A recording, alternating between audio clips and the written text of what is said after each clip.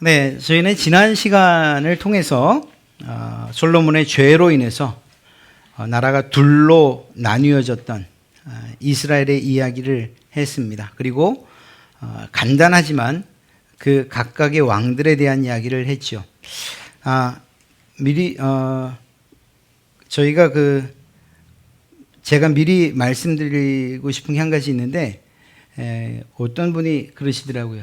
아니, 이름이라도 이렇게 써주니까 이해가 좀 더 쉬웠어요. 사실은 저도 이 열왕기서 읽다 보면 이게 북이스라엘 이야기야, 남유다 왕 이야기야. 왜냐하면 이름이 또 중복되는 경우가 있거든요. 그러다 또 이 열왕기서의 특징이 한 나라를, 즉 남유다 이야기를 쭉 하고 또 북이스라엘 이야기를 쭉 하는 게 아니라 이게 서로 막 섞여요. 그래서 연대기적으로 기록되어 있지도 않고, 그러다 보니까 저희가 이야기를 놓칠 때가 많거든요. 그래서 저도 잘 이해하고 여러분도 잘 이해했으면 좋겠다 하는 마음으로 이렇게 이름들만 나열하며 있었던 일들 이렇게 PPT로 좀 보여드리려고 합니다. 다시 말씀으로 돌아오면 근본적인 왕국의 분열은 솔로몬 때문이었습니다. 그의 우상 숭배에 하나님을 버린 것. 그런데 그 촉매제가 된 것은 누구냐? 바로 르호보암의 교만과 무지였다, 이렇게 말할 수가 있지요. 그렇게 해서 르호보암은 남유다의 왕이 됐습니다. 북이스라엘의 백성들은 자신들을 대표하여 르호보암을 상대했던 이 여로보암을 왕으로 세우죠. 그래서 남유다는 르호보암, 북이스라엘은 여로보암이 왕이 됩니다. 여로보암에게 있어서 이 왕이 되었다는 사실은 매우 큰 은혜였습니다. 하나님의 은혜. 왜냐하면 솔로몬 치하에서 총감독을 맡았던 사람이었거든요. 어떤 왕족도 아니었고 관련되어 있는 사람도 아니었습니다. 그런데 그런 사람을 왕으로 세우셨으니 은혜가 아닐 수가 없죠. 그런데 안타깝게도 우리가 지난주 살펴봤던 것처럼 이 여로보암은 자신을 왕으로 세운 하나님을 배반하였고 그 은혜를 망각했을 뿐만 아니라 오히려 더 나아가 아주 배은망덕한 태도를 보이게 됩니다. 자신만의 종교를 만들었어요. 하나님께 예배하지 못하도록 방해한 것뿐만 아니라 오히려 하나님의 이름을 빙자해서 자신의 종교를 북이스라엘에다가 만들지요. 그렇게 하나님의 율법을 대놓고 어겼고, 그리고 자기의 의미대로 단과 베델의 예배 장소를 만듭니다. 그리고 자기 말 잘 듣는 사람들, 자기에게 직언을 하지 않고 싫은 소리 하지 않는 사람들을 뽑아서 제사장들로 세웠어요. 그것뿐만 아니라 예배하는 날도 바꿨죠. 무엇보다 가장 중요한 것, 그리고 이것이 정말 가장 큰 죄인데, 하나님을 금송아지로 바꿔치기 한 겁니다. 그래서 단과 베델에 금송아지를 세우고 이것이 하나님이다, 여기 와서 예배해라, 굳이 남유다 예루살렘까지 내려갈 필요가 없다, 이렇게 말했죠. 그리고 이 북이스라엘 백성들은 시간도 또 거리도 또 믿는 것도 자유롭다 보니 대환영이었습니다. 하나님께서 가장 가증스럽게 여기시는 나 외에 다른 신을 두지 말라, 우상을 만들지 말라 하는 이러한 명령들을 대놓고 어겼던 것입니다. 결국 여로보암의 이런 결정은 자기 자신만 망한 것이 아니고, 오늘 성경에서도 읽었던 것처럼 이스라엘 온 백성들로 하여금 죄를 짓게 하는 아주 큰 결과를 가져오게 됩니다. 하나님께서 이 일을 기쁘시게 여기실 리가 없지요. 예, 그렇습니다. 그럼에도 불구하고 하나님께서 긍휼함과 인자하심으로 한번 깨우쳐 보시고자 합니다. 우리가 지난주 살펴봤던 내용을 가만 생각해 보십시오. 하나님의 사람이라는 한 사람을 보내서 그의 죄를 깨우쳐 주시지요. 그런데 그 음성에 귀를 기울이기는커녕 잡으려고 손을 내뻗다가 손이 마비가 돼요. 또 하나님의 사람이 그것을 고쳐줍니다. 그러다 보니 야, 이 기적을 베푸는 사람이구나. 이런 사람이 내 옆에 하나 있으면 내가 왕 노릇하기 쉽겠다 생각을 했는지 그를 자기의 편으로 삼으려고 합니다. 물론 이 일로 인해서 여러 가지 일이 발생되지요. 여로보암은 이런 기적에는 눈이 휘둥그레졌습니다만 정작 하나님의 뜻을 알거나 하나님의 말씀에 순종하는 일에는 전혀 관심이 없었습니다. 결국 여로보암은 자신의 집과 집안 모두가 땅 위에서 끊어져 멸망하게 될 것이라는 저주에 가까운 예언을 듣게 되지요. 이게 지난 시간까지 살핀 내용입니다. 오늘 14장에는 이들을 향한 하나님의 말씀이 구체적으로 어떻게 성취되었는지, 여로보암에게는 어떻게, 르호보암에게는 어떻게 성취되었는지를 살펴보려고 합니다. 여로보암의 이야기가 먼저 시작되죠. 아비야가 알아눕습니다. 제가 안 눌렀었군요. 여로보암이 북이스라엘. 저기 작은 글자는 그가 통치한 기간입니다. 22년을 통치하죠. 이 여로보암에게는 아들이 있었는데 바로 이름이 아비야입니다. 여로보암은 자신의 아들이 앓게 되자 여러 가지 백방으로 고쳐보려고 애를 씁니다. 의술도 동원해보고 또 점술가도 불러봅니다. 그런데 아무런 차도가 없자 여로보암은 마침내 생각해낸 것이 무엇인가 하면 자신의 아내를 변장시켜서 아히야라고 하는 선지자에게 보내기로 한 것입니다. 이 아히야가 누구인지 아시죠? 이 아히야는 바로 여로보암에게 기름을 부어서 이스라엘의 왕이 될 것을 알려줬던 사람입니다. 그러니까 이 여로보암에게 있어서 제가 수정한 게 안 올라왔군요. 죄송합니다. 어찌됐거나 여로보암에게 있어서 아히야는 매우 중요한 사람이었어요. 매우 중요한 사람이었어요. 그러다 보니까 그 아히야에게 사람을 보내서 요청하면 내 아이를 살릴 수 있을 것이라고 생각했던 것이죠. 그런데 2절 한 절만 읽어도 우리는 하나님에 대한 여로보암의 무지와 그리고 어리석음을 잘 알 수가 있어요. 2절을 읽어보면 여로보암이 자기 아내에게 이르되 청하건대 일어나 변장하여 사람들이 그대가 여로보암의 아내임을 알지 못하게 하고 실로로 가라. 거기 선지자 아히야가 있나니 그는 이전에 내가 이 백성의 왕이 될 것을 내게 말한 사람이니라. 여러분, 변장을 했다고 해서 하나님께서 그 여인이 누군지 모르시겠습니까? 왜 왔는지 모르시겠어요? 이만큼 하나님에 대해서 이 여로보암은 무지했어요. 하나님에 대해서 알지 못했어요. 하나님이 어떤 분이신지, 어떻게 역사하시는지, 어떤 능력이 있는지 아무것도 알지 못했어요. 또한 여로보암은 조금도 변하지 않았던 것을 알 수 있습니다. 하나님을 속일 수 있다고 생각하는 그 생각이 변하지 않은 거예요. 예전 송아지를 만들어서 이것이 하나님이다 라고 백성들을 속였었지 않습니까? 그런데 그때 그러한 속임수를 쓰던 그 생각, 하나님에 대한 무지와 그리고 백성들에게 했던 거짓말, 이러한 모든 것들이 전혀 변하지 않았습니다. 오히려 이 일은 여로보암이 얼마나 더 악해졌는가를 우리로 하여금 보게 합니다. 즉 아히야라고 하는 선지자의 능력은 갖고 싶어요. 그래서 그 능력으로 자기의 아들은 낳게 하고 싶습니다. 그러니까 하나님의 능력과 기적은 인정했는데 정작 그것을 행하시는 하나님께는 매달리지도 않고 간구하지도 않아요. 하나님은 철저하게 무시해요. 오히려 선지자를 조종할 수 있다고 생각을 했고 그렇게 선지자를 조정해서 하나님을 움직일 수 있다고 착각하고 있었던 것입니다. 그래서 변장과 함께 뇌물에 가까운 선물을 들고 찾아가게 했던 거예요. 그런데 놀랍게도 그 병든 아들의 이름이 바로 아비야.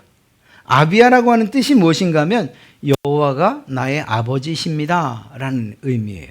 여러분, 자기의 아들에게 이름을 지을 때 하나님은 나의 아버지야 라는 이름을 지었어요. 그러면 그 이름을 부를 때마다 자기의 신앙의 고백이 되는 건 아닙니까?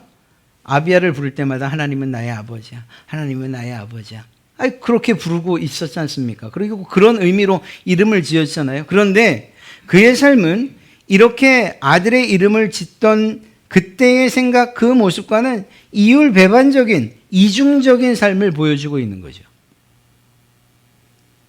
이름은 그럴싸하게 하나님은 나의 아버지이십니다 라고 졌는데 그의 삶은 하나님이 자신의 아버지이기는커녕 하나님을 알지 못하고 무시하는 삶을 이렇게 살고 있었던 것입니다. 여로보암은 하나님을 어떻게 생각했을까요? 하나님을 그저 행운이나 성공을 안겨주는 또는 액땜을 해주는 정도의 부적 정도로 취급하고 있는 것은 아니었는가? 그러니까 하나님의 경고에도 불구하고 진정한 회개도 없고 더 나아가 하나님을 진심으로 경배하는 일은 더더군다나 없었고 그것을 거부했던 거죠. 사실 이 부분에 관해서는 우리가 우리 스스로를 돌아볼 수 있어야 하고 또한 살펴야 합니다. 우리가 왜 교회를 다니는가? 왜 신앙을 갖는가? 왜 하나님을 믿고 예수님을 믿는가? 하는 그 이유를 이 여로보암의 이야기, 이 이야기에서 잘 살필 수 있어야 돼요. 이것은 어떤 한 사람에 대한 이야기가 아니고요. 목사로부터 시작해서 모든 성도들, 하나님을 믿기로 작정한 모든 사람들이 다 한 번쯤은 깊이 있게 생각하고 그리고 결정해야 될 일이에요. 내가 왜 하나님을 믿는가? 내가 왜 교회를 다니는가? 만약에 그 이유가 나의 어떤 이익이나 이득 혹은 성공을 위하여서 하나님을 이용하는 것이라고 한다면 그렇다면 여로보암과 별반 다르지 않은 그러한 사람이고 또 같은 결말의 삶을 살게 될 것이라는 거죠. 그와 이러한 여로보암의 이야기와 상관없이 온전히 하나님을 섬기고 그 하나님의 은혜에 감사하는 마음으로 신앙하시는 그러한 여러분 되시기를 주님의 이름으로 축복합니다. 이 아들을 위해서 하나님께 구하면서도 정작 자신은 하나님께 돌아오지 않는 어리석은 이 여로보암을 따라 사는 그러한 일이 없어야 할 것입니다.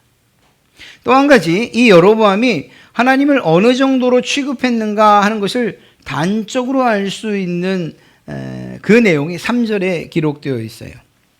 무엇이라고 기록되어 있는가? 그대의 손에 떡 10개와 과자와 꿀 한 병을 가지고 그에게로 가라. 아내에게 하는 말입니다. 그가 그대에게 이 아이가 어떻게 될지를 알게 하리라. 아니 이 문둥병 걸린 나만도 자기 병 고치겠다고 올 때 어마어마한 것을 싸들고 왔는데 자기 아들의 생명을 위해서 그것을 물으러 오는데 떡 10개, 과자, 꿀 한 병. 이 말은요, 이 아이야에 대한 생각이거니와 또 넘어서서는 하나님쯤은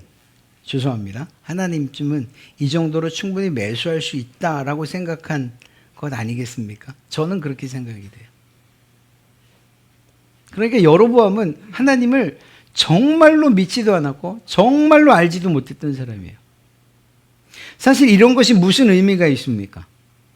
이게 아니고 진실된 마음을 가지고 하나님을 섬기고 그리고 존중하는 마음으로 그리고 자기의 죄를 되돌아보고 회개하는 마음으로 나가기만 하면 이러한 것 은금과 상관없이 고치시고 회복시키시고 때론 입히시고 먹이시고 우리를 보호하신 그러한 하나님의 은혜를 누릴 수 있을 텐데 이것은 무엇을 의미하는가 하면 다른 이방신들 앞에 나갈 때 이런 정도로 가지고 갔다는 것이죠.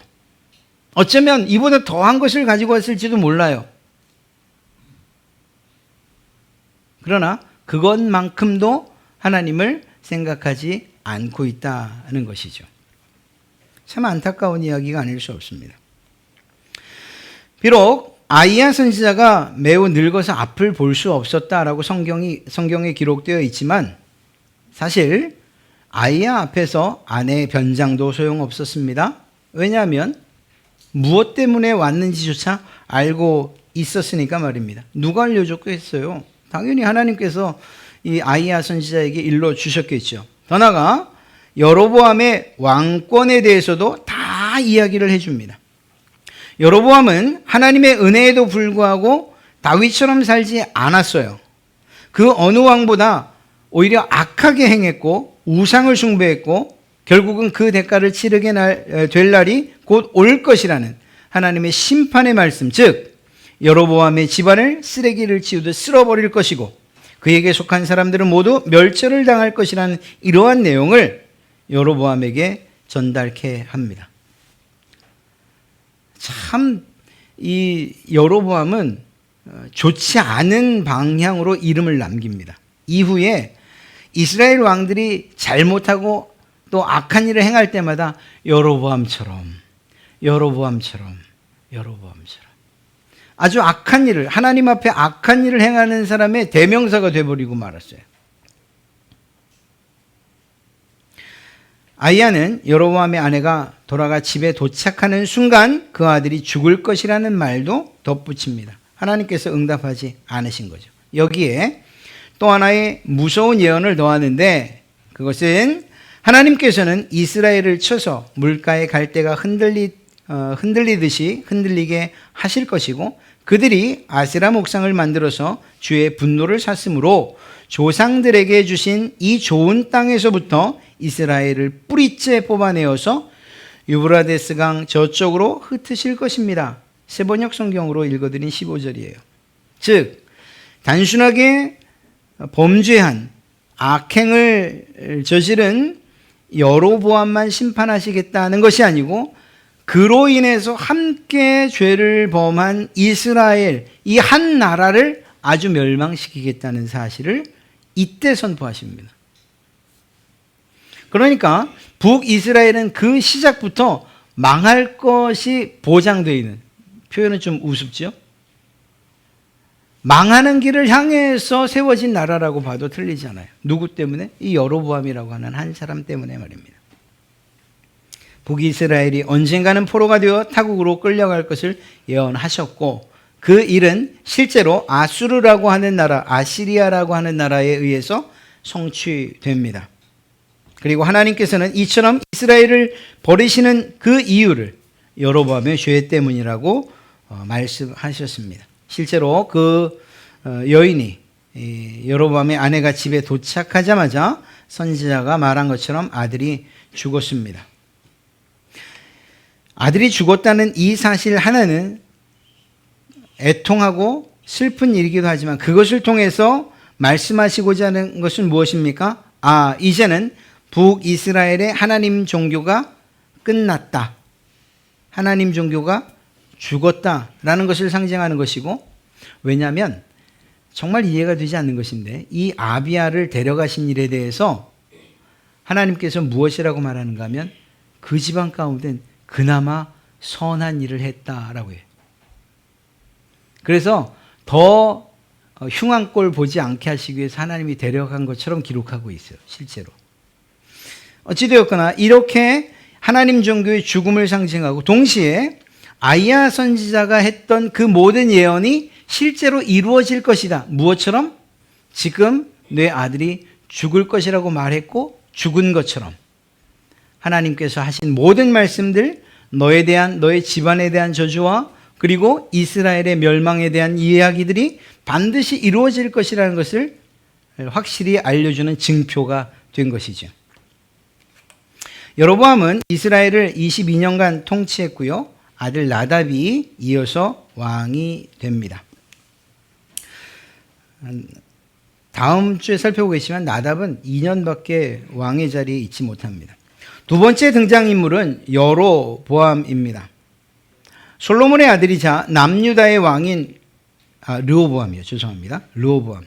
남유다의 왕인 르호보암에 대한 이야기가 21절부터 시작이 되죠.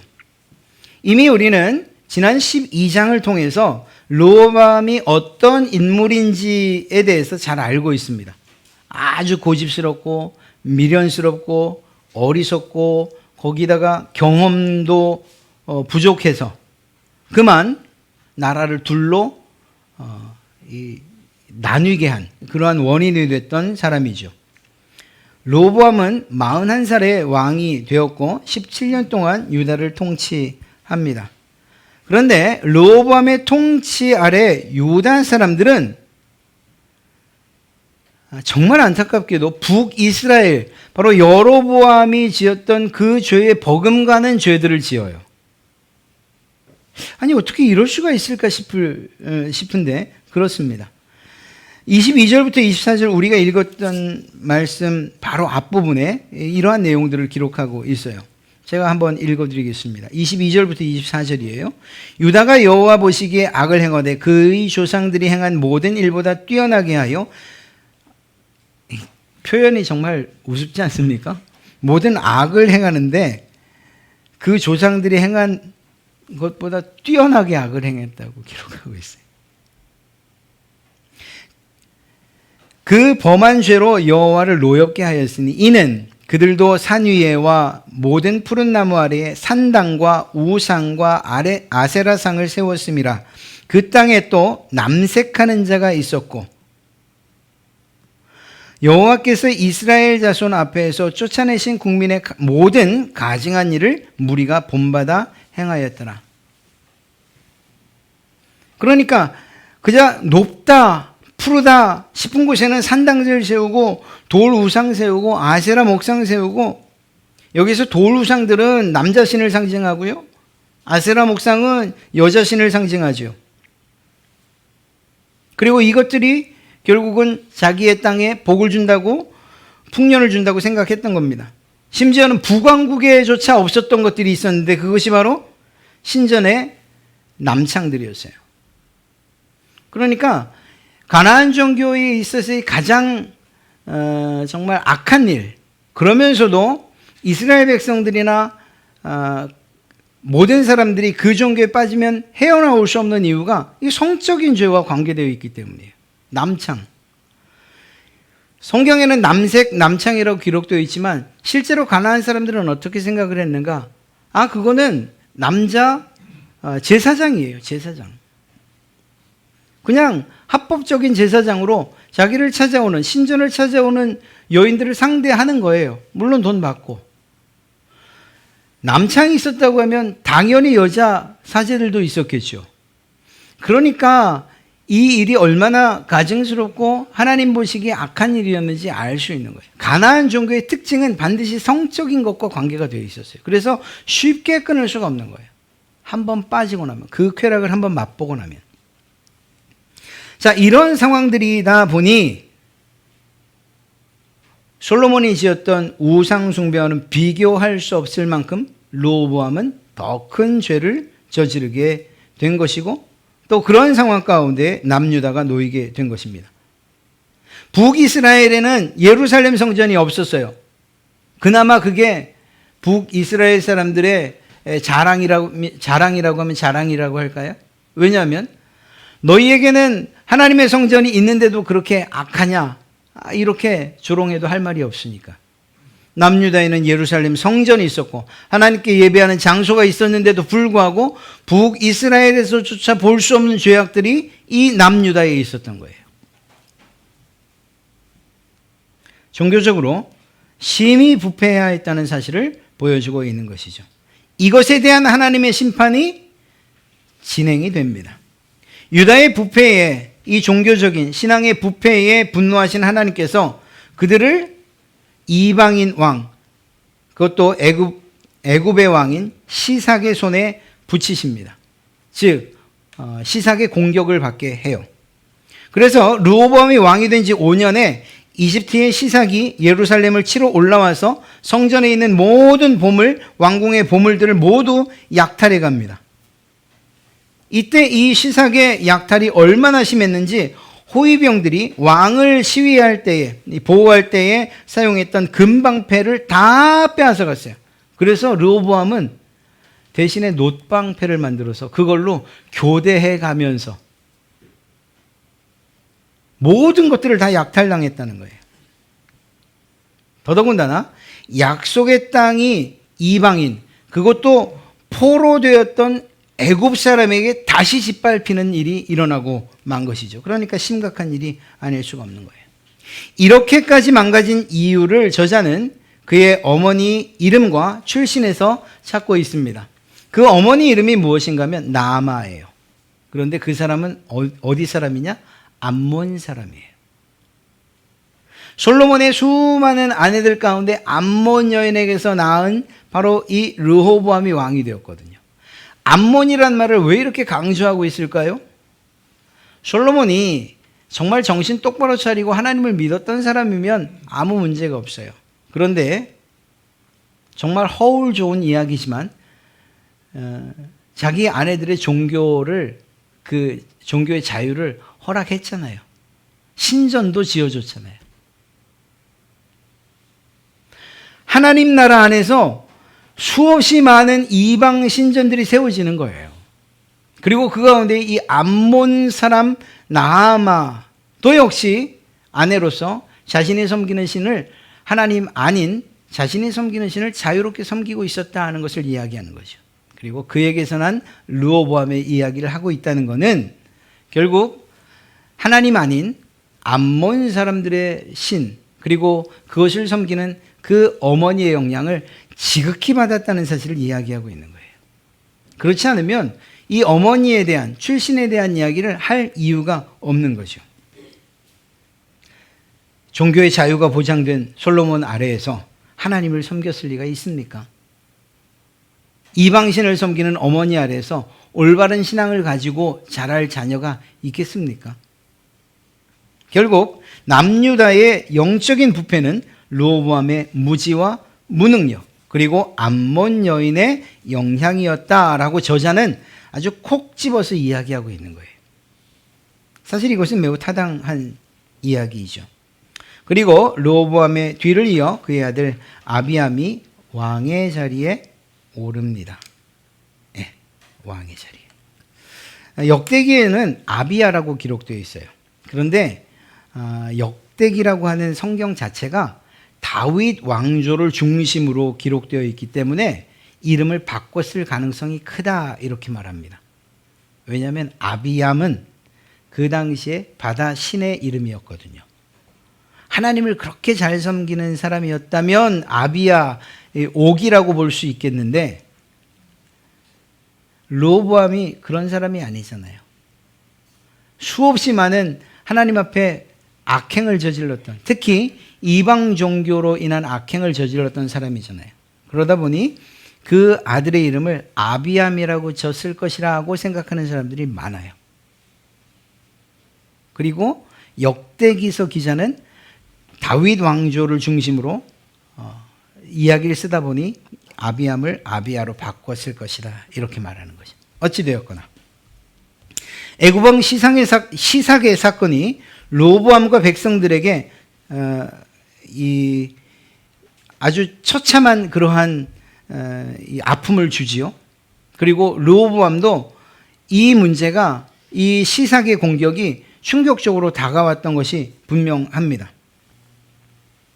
왜냐하면 이렇게 끝없이 추락하는 것 같은 르호보암의 이야기 가운데에서 우리가 한 줄기 빛을 보기 때문이에요. 개인적으로는 르호보암 또 남유다 그리고 우리가 믿는 하나님 그분을 생각할 때는 그분의 무한하고 변함없으시며 길이 참으시는 성품을 보는 사건이 하나가 생기게 됩니다. 그것이 무엇인가 하면 열왕기서에는 기록되어 있지 않는데요. 말씀드린 대로 역대기서에는 같은 사건들이 기록되어 있어요. 그런데 첨부되는 내용들이 있어요.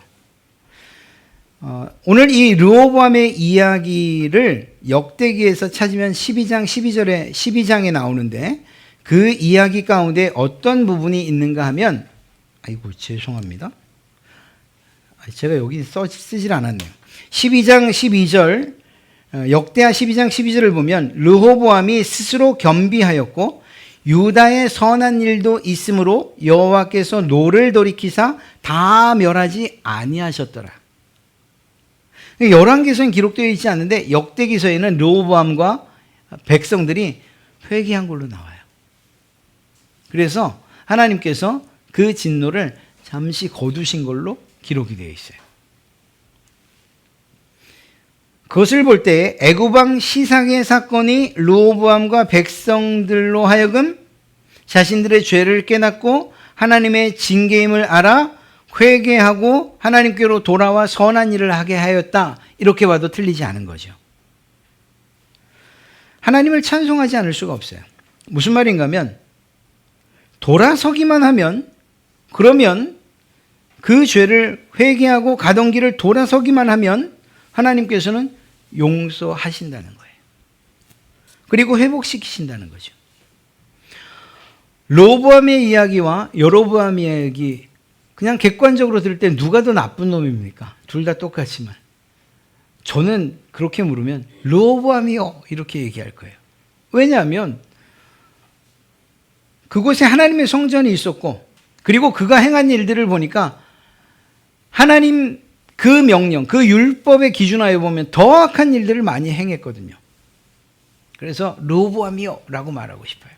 그런데 놀랍게도 그 결과는 역대기서까지 함께 살펴보니 한편은 하나님께서 계속되는 회개의 기회를 주시고 깨닫게 하시려고 사람도 보내고 몇 번을 하셨음에도 불구하고 여전히 깨닫지 못한 채 하나님께서 말씀하신 그러한 이 저주와 가까운 결말을 맞게 되고, 그래도 한편은 자신의 죄의 값을 치러야 하긴 하지만 그럼에도 불구하고 하나님의 은혜가 그에게 임해지는 내용을 보게 되는 거죠.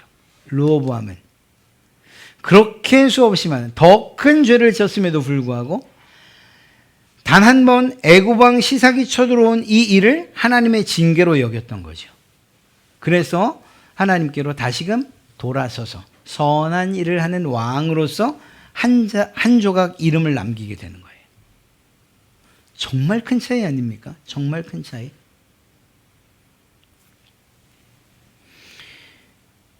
우리가 앞으로 북이스라엘과 남유다의 캄캄한 앞날들을 이제 보게 될 겁니다. 그런데 그런 가운데서도 구름을 뚫고 비치는 햇살처럼 마치 하나님의 은혜와 능력이 하나님께로 돌아서는 사람들에게 비춰지는 것을 보게 될 것입니다. 사랑하는 성도 여러분, 우리의 삶 역시 때로는 우리의 잘못이나 죄악으로 인해서이든 간에, 아니면 우리가 알 수 없는 그 크신 하나님의 뜻 때문이든 간에 마치 구름이 가득 찬 하늘 같아서 앞을 쳐다볼 수 없고 고개를 들 수 없는 그것 때문에 낙심하고 좌절하는 것이 아니라 그 역경과 어려움 혹은 또 고난과 환난을 능히 견디고 또 이기게 하실 하나님을 전적으로 의지하며 나가야 하지 않겠냐는 거예요. 더 심각한 죄라고 여겼던 르호보암도 하나님의 징계, 그 하나님의 음성에 반응하여서 돌아섰더니 비록 몇 줄에 불과한 그러한 내용이지만 하나님께서 그를 용서하신 모습을 기록하고 있지 않습니까? 징계라면 깨닫게 하실 때 돌이켜서 하나님께 더 가까이 나가야 할 것이고, 연단이라면 또한 더욱 말씀에 순종함으로 하나님에 대한 사랑을 증명하며 살아가야 할 줄로 믿습니다. 오늘 두 왕의 이야기, 똑같은 이야기인 것 같지만 마지막 단 한 번의 이야기, 그리고 하나님의 징계에 또 하나님의 일하심에 대한 반응의 다름은 결국 두 왕의 결과를 다르게 하는 것을 보게 됩니다. 하나님께서 여러분들을 어떻게 사랑하시는지 아시잖아요. 자신의 독생자 예수 그리스도를 십자가에 못 박으면서까지 사랑하셨지 않습니까? 우리가 때로는 하나님을 마치 여로보암처럼, 마치 르호보암처럼 사실 이렇게까지 떠나는 일은 사실 없죠, 우리는. 그럼에도 불구하고 어찌됐거나 이렇게 등을 돌리거나 혹은 하나님 없이 사는 것처럼 그렇게 살아갈 때에 하나님의 은혜는 여전히 변함없이 우리에게 비춰지고 있다는 거예요. 돌아서기만 하면 그분의 은혜의 얼굴을 보게 될 것이고 그분의 평강의 얼굴을 보게 될 것이라는 거죠. 하나님께서 하시는 그 작은 어떤 일들, 그 일들에 무감각하게 대하지 마시고, 때로는 마음 가운데, 때로는 사람들을 만나서, 때로는 설교를 통해서, 때로는 말씀을 묵상하던 가운데 우리로 하여금 깨닫게 하시는 그 깨달음에 민감하게 작용해서 언제나 하나님 편에 서시는 그러한 여러분 되시기를 주님의 이름으로 축복합니다.